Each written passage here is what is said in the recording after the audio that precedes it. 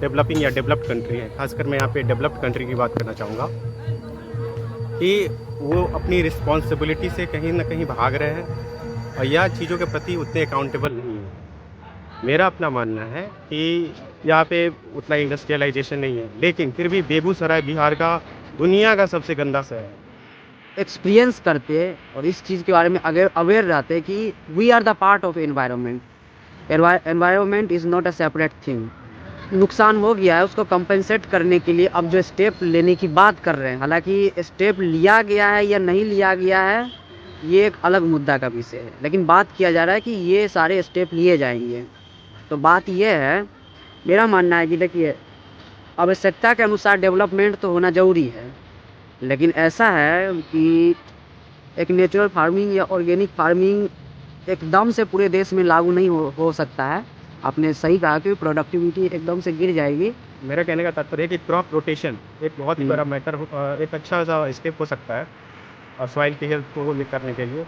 इसके अलावा जो तो आप प्लांटेशन तो करेंगे, लेकिन प्लांटेशन कहाँ करेंगे? हवा में करेंगे, सॉइल पे करेंगे। और सरकार इसको लॉ ला करके यदि पास करवाना चाहती है और उस पर रोक लगवाना चाहती है तो ये एक कंट्रोवर्शियल मैटर हो जाएगा, क्योंकि मीथेन रिलीज होता है जो कि पॉल्यूशन के लिए बहुत ही ज़्यादा रिस्पॉन्सिबल है।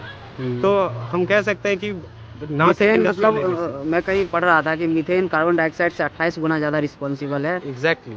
अभी जो डेजर्टिफिकेशन हो रहा है उसका मेन कारण है कि जो केमिकल या आर्टिफिशियल जो फर्टिलाइज़र यूज़ किया जाता है उससे सॉइल को बहुत ज़्यादा क्षति पहुंचती है, डैमेज होती है सॉइल। इसके जो माइक्रो ऑर्गेनिज्म हैं सॉइल के अंदर जो पाए जाते हैं वो बहुत ज़्यादा मरते हैं।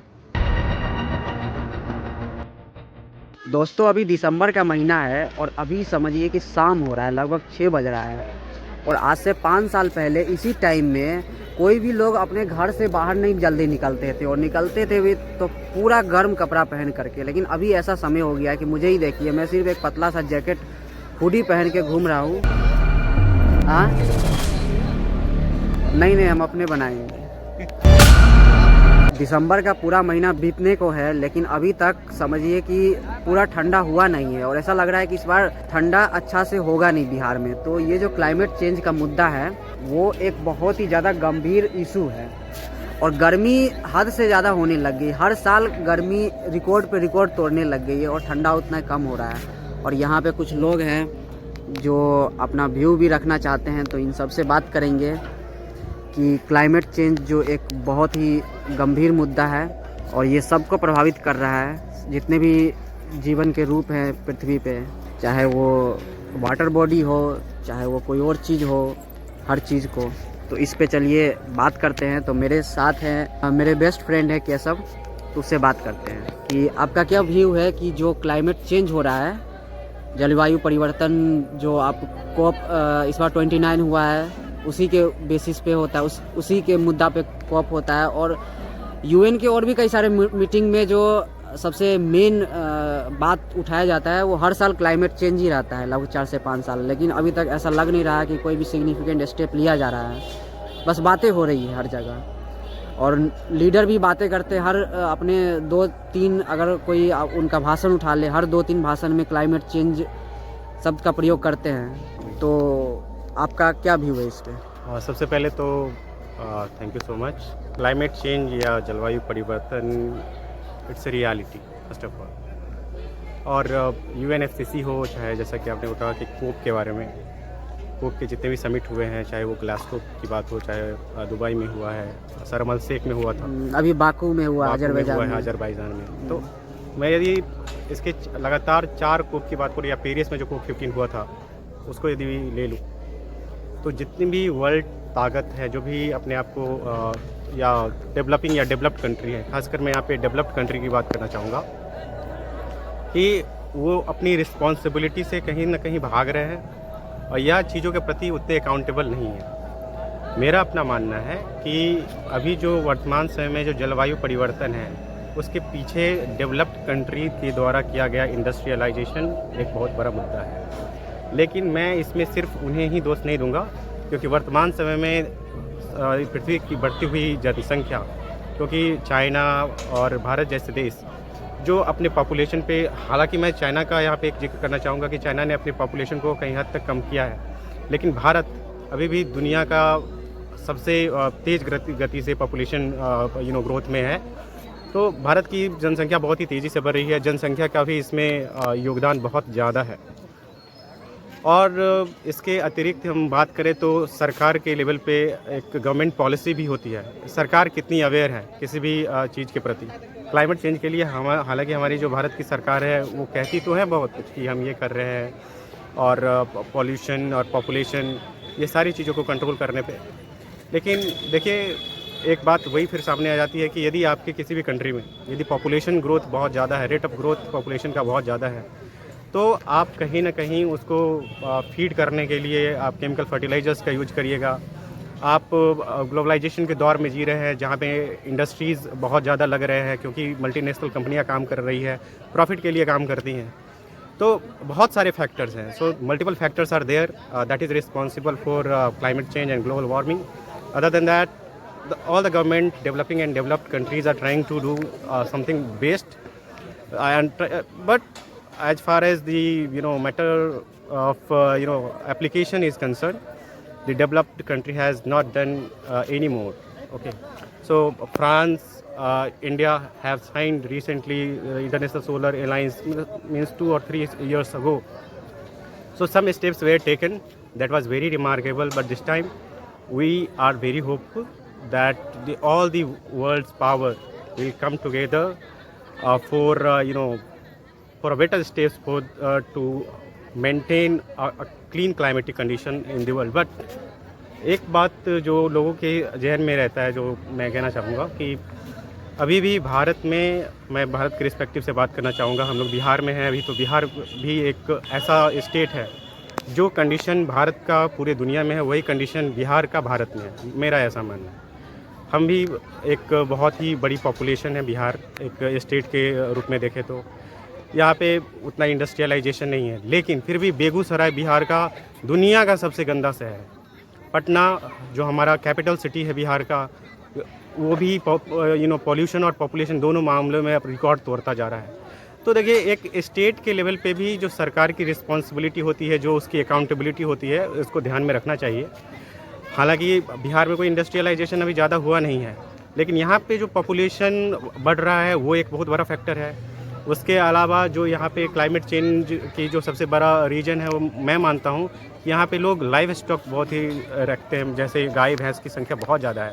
एग्रीकल्चर और कृषि प्रधान राज्य है, तो ऑब्वियसली यहाँ पे जो लोग हैं खेती गृहस्थी करने वाले हैं, जानते हैं कि जो गाय भैंस है वो बहुत ज़्यादा गोबर वो ये करती हैं, जिससे मीथेन रिलीज होता है, जो कि पॉल्यूशन के लिए बहुत ही ज़्यादा रिस्पॉन्सिबल है।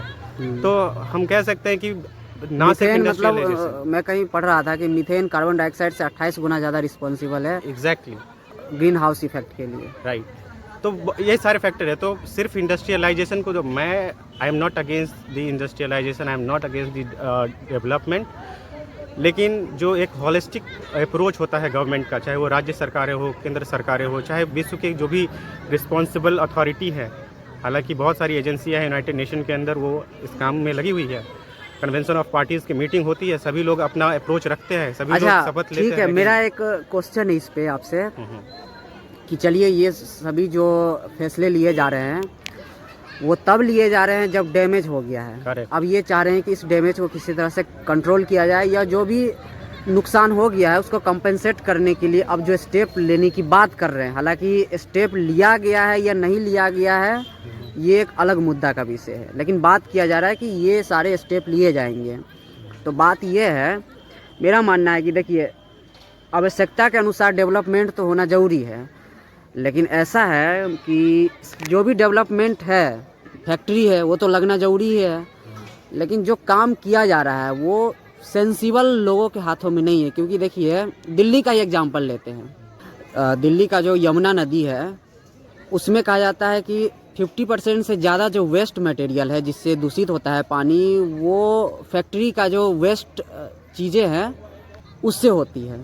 तो मेरा ये मानना है कि ठीक है वेस्ट तो निकल रहा है, लेकिन इतना तो सेंस होना चाहिए किसी भी व्यक्ति में या कोई भी में कि जो हम चीज़ उपयोग कर रहे हैं या नहीं कर रहे हैं, क्या वो सही है, पर्यावरण के लिए सही है या नहीं है। तो इस तरह का सेंस डेवलपमेंट के साथ अगर वो सेंसिबल अगर स्टेप लिया जाए तो पब्लिक अवेयरनेस की जो बात है, हाँ, ये इतना नुकसान नहीं होता। कि पब्लिक अवेयरनेस तो किसी भी चीज़ में, चाहे आप पॉपुलेशन ग्रोथ की, देखिए बहुत सारी ऐसी चीज़ें हैं जिसको सरकार रूल बना करके काउंटर नहीं कर सकती। जहाँ तक भारत में एक हमेशा एक कंट्रोवर्शियल मैटर रहा है कि जनसंख्या नियंत्रण कानून, मैं टॉपिक से नहीं भटूंगा, मैं बस एक पॉइंट आउट कर रहा हूँ इस चीज़ को कि जनसंख्या नियंत्रण कानून यदि सरकार इसको लॉ ला करके यदि पास करवाना चाहती है और उस पर रोक लगवाना चाहती है तो ये एक कंट्रोवर्शियल मैटर हो जाएगा, क्योंकि कितने लोग जो है जो धर्म के लिहाजे फेथ रखते हैं इसमें, मैं उस पर कोई कमेंट नहीं कर रहा, तो वो एक अलग मैटर हो जाता है। लेकिन यदि पब्लिक अवेयरनेस की बात करें, यदि लोग अपने इच्छा अनुसार पॉपुलेशन कंट्रोल करना चाहिए कि मुझे सिर्फ, यदि मेरी कैपेसिटी 2 बच्चे को पालने की है, अच्छी फैसिलिटी प्रोवाइड करने की है या 1 बच्चे की है, तो मैं उसके अकॉर्डिंग करूँगा, ठीक है। तो ये सारी चीज़ें कभी आएगी जब पब्लिक अवेयरनेस है। तो ये एक इसमें प्रॉब्लम ये भी है कि इंडिया में भी साक्षरता जो दर है भारत का वो बहुत ही कम है, एवरेज जो वर्ल्ड का है उससे बहुत ही कम है। तो एक शिक्षा बहुत बड़ी बात है कि अभी भी जो बहुत बड़ा पॉपुलेशन है वो पढ़ाई लिखाई से इत्तेफाक रखता नहीं है।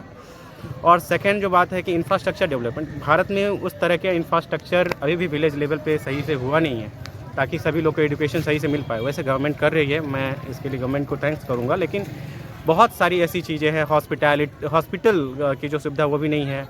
उसके बाद तो एक मैं आपकी इस बात से इत्तेफाक रखता हूँ कि अच्छा बोलिए, पब्लिक अवेयरनेस बहुत इम्पोर्टेंट है किसी भी तरह के प्रॉब्लम से। और एक और चीज़ मैं ऐड करना चाह रहा हूँ अभी कि क्लाइमेट चेंज के कारण जो ट्री प्लांटेशन का एक अभियान चला है, वो तो हर जगह आप देख रहे होंगे कि लोग भी बातें करते हैं, कई सारे सेलिब्रिटी भी इसको ज़ोर शोर से प्रमोट करते हैं, कई लोग करते हैं। लेकिन एक चीज़ जो बहुत ही महत्वपूर्ण है और कहीं ना कहीं इसका उतना ज़्यादा लोग इस पे जोर नहीं देते हैं, एम्फेसाइज नहीं करते हैं कि भारत का जो 50% लैंड है, सॉइल है, वो अब बंजर होते जा रही है। अभी जो डेजर्टिफिकेशन हो रहा है उसका मेन कारण है कि जो केमिकल या आर्टिफिशियल जो फर्टिलाइज़र यूज़ किया जाता है उससे सॉइल को बहुत ज़्यादा क्षति पहुंचती है, डैमेज होती है सॉइल। उसके जो माइक्रो ऑर्गेनिज्म हैं सॉइल के अंदर जो पाए जाते हैं वो बहुत ज़्यादा मरते हैं। तो आप प्लांटेशन तो करेंगे, लेकिन प्लांटेशन कहाँ करेंगे? हवा में करेंगे कि सॉइल पे करेंगे? और पेड़ कहाँ उगेंगे? पेड़ कहाँ पे ग्रो होगा? जिस ज़मीन में ज़्यादा मात्रा में न्यूट्रिएंट होगी, जिस भूमि में, उसी भूमि में पेड़ लगेंगे।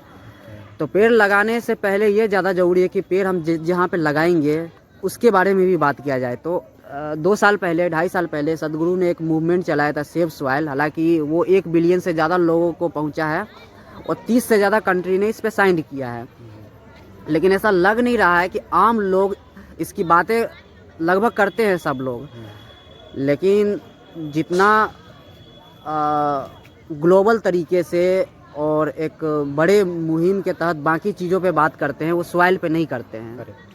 क्योंकि अगर पेड़ भी लगाएंगे, मान लीजिए कि आप कार्बन नेट जीरो के लिए, कार्बन को जो कार्बन एमिशन को कंपेंसेट करने के लिए, न्यूट्रलिटी पाने के लिए आप पेड़ लगाएंगे, तो उसके लिए भी सॉइल की ज़रूरत है। और एक और चीज़ को बढ़ावा देना चाहिए कि चलिए ग्रीन जो हरित क्रांति था उसमें उस समय डिमांड था भारत को, क्योंकि स्कार्सिटी हो गया था फूड का, तो फर्टिलाइज़र का ज़रूरत था। लेकिन अब लोगों को धीरे धीरे जो आर्टिफिशियल और केमिकल फर्टिलाइज़र है उसको छोड़ करके नेचुरल फार्मिंग की तरफ बढ़ना चाहिए। करेक्ट। तो देखिए, सबसे पहली बात है कि जब हम सॉइल की बात करते हैं तो सॉइल की हेल्थ बहुत मैटर करती है। वर्तमान समय में जिस तरह से, क्योंकि हमारे पास बहुत बड़ा पॉपुलेशन, उसको फीड करना है, केमिकल फर्टिलाइजर्स का यूज हम लोग करते हैं हायर प्रोडक्टिविटी के लिए। देखिए, सॉइल के जहाँ तक हेल्थ की बात है, इसको बचाना एक बहुत ही इम्पॉर्टेंट टास्क है, लेकिन एक चैलेंज है। यदि हम ऑर्गेनिक फार्मिंग की तरफ शिफ्ट होते हैं तो हमारे पास लाइव एग्जांपल है श्रीलंका का।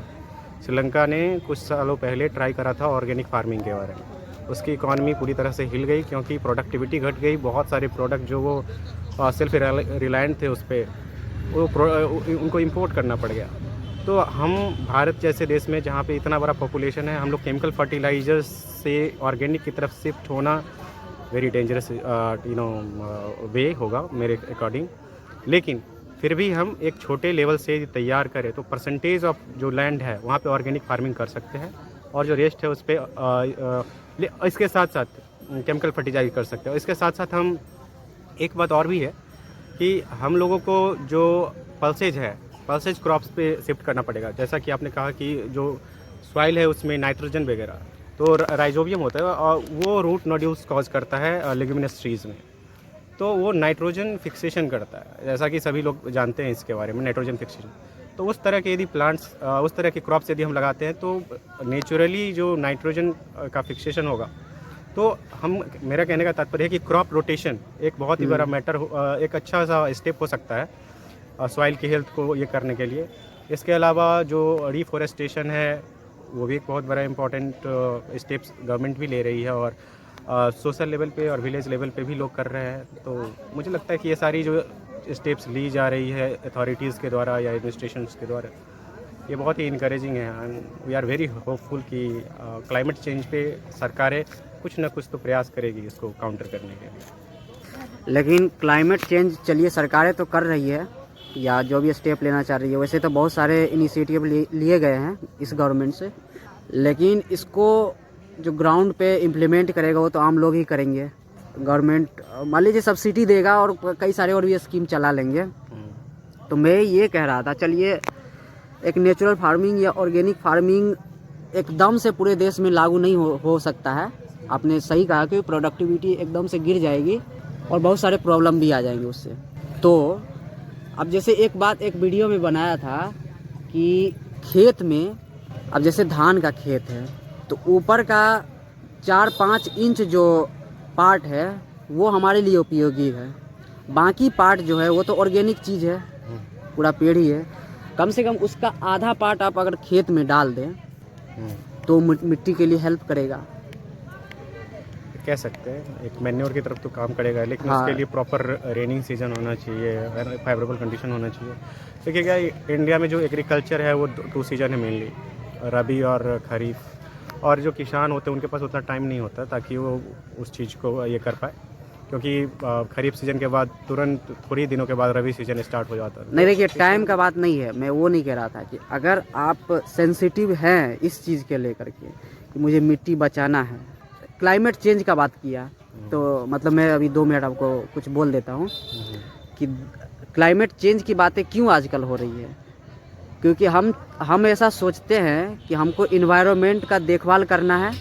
अगर हम ये एक्सपीरियंस करते और इस चीज़ के बारे में अवेयर रहते कि we are the part of environment, environment is not a separate thing, तो जब हम इसको अपना ही एक हिस्सा मानेंगे तो हम इतना तो सेंसिटिव रहेंगे कि इसका नुकसान नहीं पहुंचाना है। तो बस इतना है कि इसके बारे में अवेयर होना है कि मिट्टी का नुकसान हमारा ही नुकसान है या एनवायरनमेंट का नुकसान हमारा है। क्योंकि हम जो एयर लेते हैं, हम जो हैं, जो हमारे प्रोसेस हो रहा है शरीर का, ये बेसिकली ट्रांजैक्शन है। एयर का ट्रांजैक्शन हो या वाटर का ट्रांजैक्शन हो या जो भी हो, फूड के थ्रू सब कुछ ट्रांजैक्शन ही हो रहा है शरीर में। तो ट्रांजैक्शन का मतलब ये हुआ कि सब कुछ बाहर से मिल रहा है और बाहर जा रहा है। तो जो बाहर का एयर है वो बाहर के एयर नहीं है, वो कुछ समय में हमारा लाइफ बनने वाला है।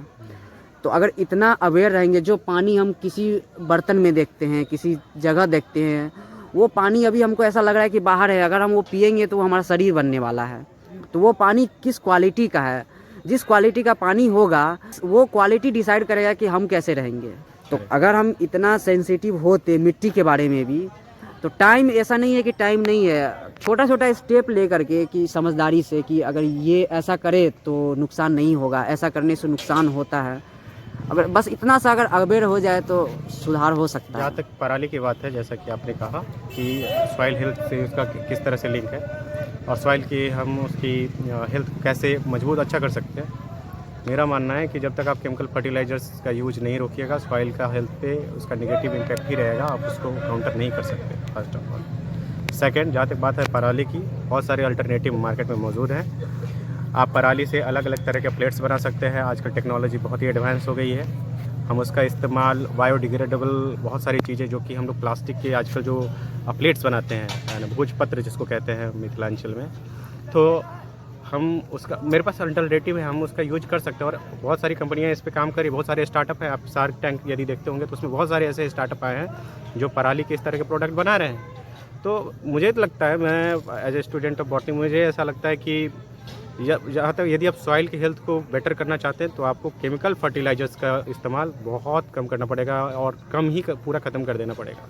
आपको ऑर्गेनिक की तरफ शिफ्ट होना पड़ेगा, क्योंकि आप भले ही आप उसको कितना भी हेल्दी बना दो, यदि आप उसमें केमिकल्स डाल रहे हो बार बार प्रोडक्टिविटी लेने के लिए, आपके सॉइल का नेचर हमेशा ख़राब होगा ही। इसका कोई दूसरा चारा नहीं है। तो कहने का मतलब ये हुआ कि ये जो भी मुहिम है वो सिर्फ टीवी पे, सोशल मीडिया पे नहीं, हर लोगों तक पहुंचना चाहिए। और उस व्यक्ति को, या किसान भी, जो किसान है या और भी व्यक्ति है, उसको इस गहराई तक टच करना चाहिए कि ये नुकसान यूज कर सकते हैं, ग्रीन मैन्योर यूज कर सकते, अल्टरनेटिव है। हाँ, मान लीजिए कि Productivity आपके पास साधन नहीं है कि आप अपने पराली को कोई ऐसा जगह पे भेज दे जो इसका उपयोग कर ले, करेक्ट, तो कम से कम आप जलाना तो एक बहुत ही स्टूपिड स्टेप है। जलाना सबसे स्टूपिड है। आप नहीं कुछ कर सकते, आप इस्तेमाल नहीं कर सकते हैं, आपके पास मान लीजिए कि जानवर नहीं है, गाय नहीं है, तो आप वापस खेत में डाल दीजिए। हाँ, और ये लंबे समय उसको के बाद ऑर्गेनिक डिग्रेड हो ही जाएगा। हाँ, वो तो डिकम्पोज हो जाएगा ओवर द पीरियड ऑफ तो टाइम। ये सारे जितने भी फैक्टर हम लोगों ने अभी डिस्कस किए, ये सारे के सारे इंपॉर्टेंट फैक्टर थे जो कि क्लाइमेट चेंज में अपना रोल देते हैं, नेगेटिव रोल है इनका। तो अल्टीमेटली मैं यही कहना चाहूँगा कि जहाँ तक क्लाइमेट चेंज की बात है, एक हॉलिस्टिक अप्रोच और एक अवेयरनेस, पब्लिक अवेयरनेस, ये दो इम्पॉर्टेंट चीज़ है। इसके अलावा बहुत सारे ऐसे स्टेप हैं जिसके द्वारा क्लाइमेट चेंज को काउंटर किया जा सकता है।